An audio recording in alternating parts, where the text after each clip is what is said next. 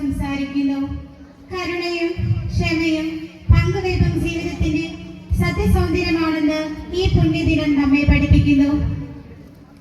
വിളക്കുകളുടെ വിനീതമായ പ്രകാശവും കരോളുകളുടെ സംഗീതവും മനസ്സിൽ സന്തോഷം വഹിക്കട്ടെ.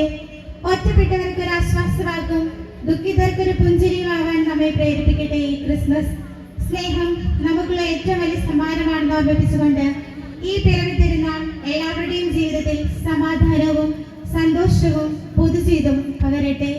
സ്നേഹവും വെളിച്ചവും നിറഞ്ഞ ക്രിസ്മസ് ആശംസകൾ.